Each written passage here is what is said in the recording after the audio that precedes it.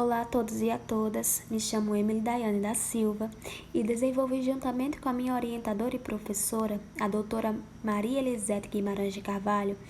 o projeto PIBIC, intitulado como 40 Horas de Angicos, Rio Grande do Norte, rememorando uma experiência educacional para a conscientização popular 1963, o qual possui como plano de ação a seguinte intitulação: Entre leituras e círculos de cultura, uma prática pedagógica para a conscientização popular 1963. Sendo assim, os Objetivos de Desenvolvimento Sustentável que colaboram para a iniciativa do meu projeto faz jus ao item 10, reduzir as desigualdades, que, no meu caso particular, seria através dos processos de educação oferecidos para as camadas populares e marginalizadas da sociedade, de forma que esses indivíduos consigam a equidade de direitos educacionais e se formarem como sujeitos históricos e sociais na sociedade, possuidores de direitos, indo contra o paradigma da sociedade capitalista, que procura indivíduos assujeitados à pedagogia do capital. Sendo assim,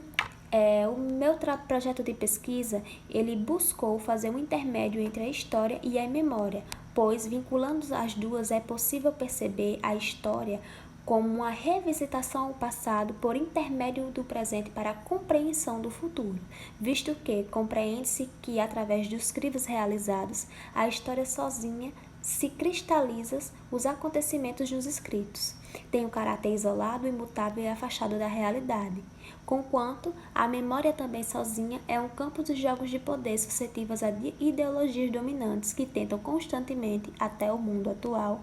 velar a memória coletiva de uma população. Nesse sentido, trabalhar com a memória e a história no campo da educação não faz jus somente à contemplação das multiplicidades das vozes existentes e muitas vezes veladas, mas também revela uma luta pela resistência da memória coletiva. Nesse sentido, os objetivos gerais do meu trabalho fazem a rememorar sobre uma nova óptica os retalhos da experiência educacional das 40 horas de Angicos, e os objetivos específicos seriam analisar a experiência, avaliar sua importância e desenvolver novas reflexões a partir de novos olhares que colaborariam para a rememoração efetiva desses escritos. A metodologia utilizada preconizou a pesquisa qualitativa por intermédio da abordagem historiográfica, isto é, o alinhamento tanto dos acervos bibliográficos quanto também das iconografias, que são elas imagens, filmes e vídeos,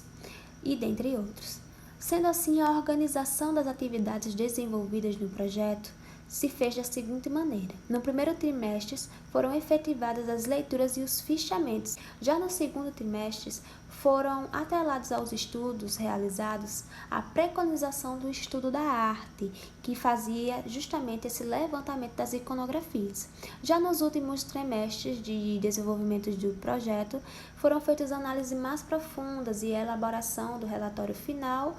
conjuntamente com um artigo.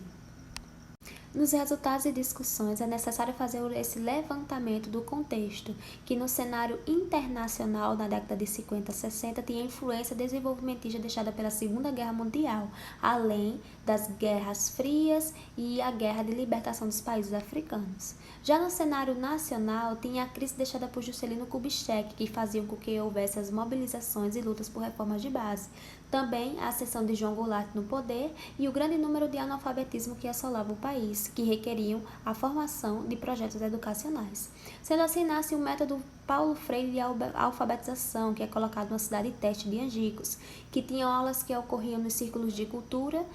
Tinha a pedagogia também do diálogo e a conscientização através de politização, em que fazia-se primeiro a leitura do mundo dos indivíduos para depois chegar à leitura da palavra. Os alunos eram protagonistas da sua própria aprendizagem e toda essa conjuntura colaborava para a formação de indivíduos críticos e reflexivos para a sociedade, ou seja, era uma educação para além dos muros da escola, que, ao contrário da pedagogia tradicional, não se preocupava com as cartilhas, mas sim com o conhecimento que era construído a partir do diálogo e na coletividade.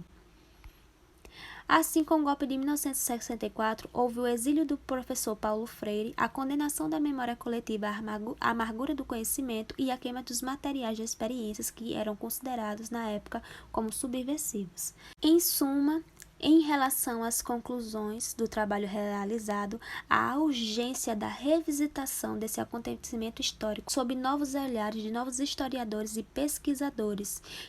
trazendo novos questionamentos e suscitando a rememoração efetiva e a luta pela resistência da memória coletiva dessa experiência.